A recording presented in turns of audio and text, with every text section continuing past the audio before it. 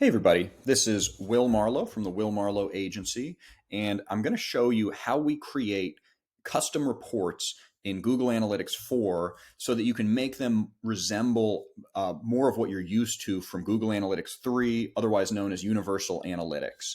So the good news is you can customize your reports in GA4, and you can, in many cases, get them back to what you are used to seeing by adding in some of the old metrics that are still very, very useful. So I just want to walk you through how we do that. And so the first step is you want to navigate to in GA4 to whatever report is most closely resembles what you're used to seeing. So for instance, if you're used to seeing a landing page report, then just go log in, go into your lifecycle reports, click on engagement, and then you'll see a landing page report you can click on, and then you'll see a report that looks something like this. And then this is going to be your base report. If you're more interested in looking at your old source medium report, click on acquisition and then click on traffic acquisition, and you'll see this report here. We're going to start with a landing page report though. So I'm going to go back to engagement. I'm going to click on landing page.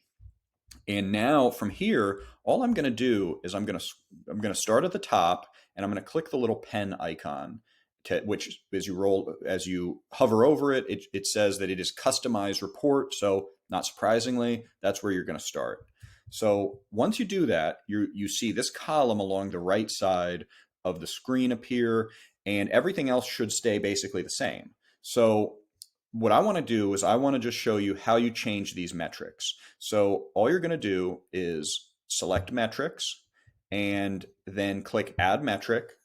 And so what I want to do is I think what I'm going to add in is bounce rate, because most people want to know how to get bounce rate here. Then I'm going to drag this up here.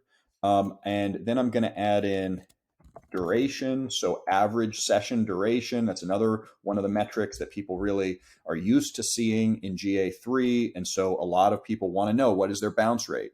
Now from here, I'm just going to rearrange some things. So I'm going to put users first because that's unique visitors. That's the same metric as you're used to in GA3. It's just not shown in the first position.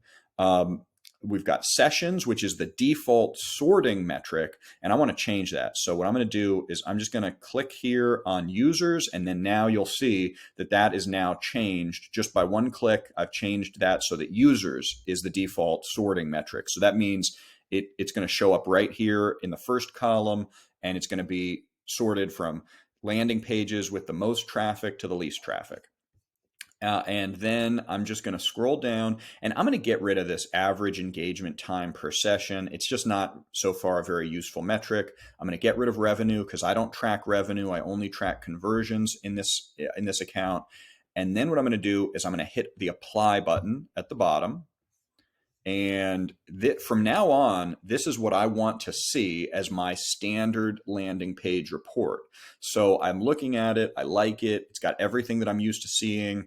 And I'm going to scroll up to the top. I'm going to hit save. Because I know that I like this report, I'm just going to say, or I could just say, save changes to current report. Now, so let's just do that. So I'm going to hit save again.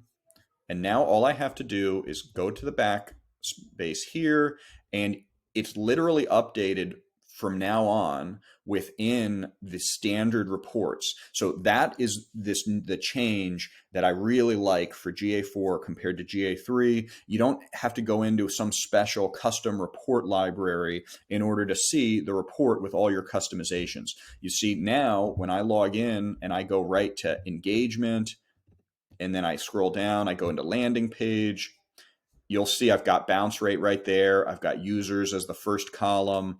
I've got average session duration. I'm able to see all the metrics for each of these landing pages. So it's very, very useful for me. So the other thing you can do, which is also very cool, is you can hit customize. And maybe you want something a little different. Maybe you want a report that your CEO is always asking you for, and maybe he doesn't want all of these metrics in here. Maybe they only want a few of them. So let's just get rid of some of these. So bounce rate will keep. I'll get rid of duration, get rid of new users. I'll keep conversions, get rid of sessions, and I'm going to hit apply.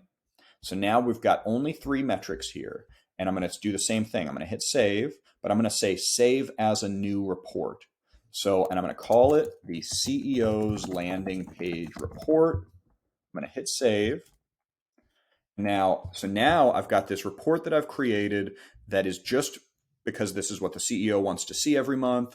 I'm going to hit the back button, and now from here, I'm going to click on reports, and I am actually going to go into the library here, and I'm going to scroll down until I see it. And now what I want to do is I want to put it right here in the lifecycle report. So I'm going to select Edit Collection. From there, you just scroll down to the bottom of the page here, and you see until you find the report that you just created. So I see it. It's the CEO's landing page report.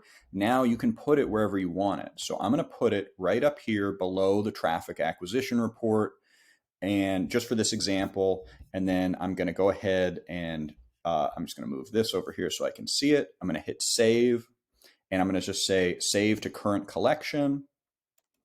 And then by doing that, you're able to then see that same report within the acquisition report. So if I want to see it right here, and I could have put it anywhere. I could have put it right in the engagement section underneath the other landing page report, or I could leave it right here. So if I click on that from here, you'll see the custom report that I just created with only 3 metrics in it, all the landing pages laid out.